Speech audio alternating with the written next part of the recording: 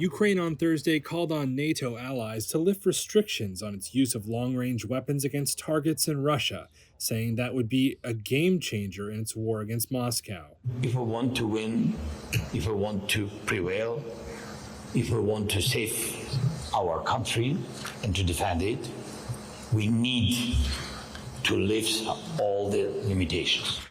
Ukrainian President Volodymyr Zelenskiy was speaking at a joint news conference with the head of NATO, where he thanked the security alliance for their support, but urged speedy action as Russia's invasion nears 2.5 years.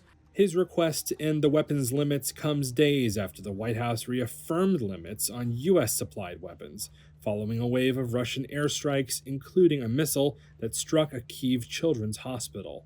Ukrainian forces are only allowed to use American weapons just inside Russia's border against targets supporting Russian military operations in Ukraine.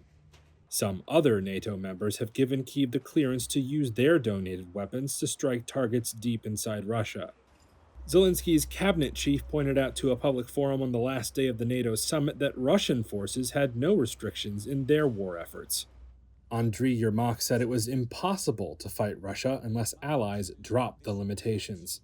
Enemy can directly attack to our civilians, children hospitals, schools, and we have these restrictions. I think that it will be really game changer, and I hope that our partners understand it and agree these decisions as soon as possible.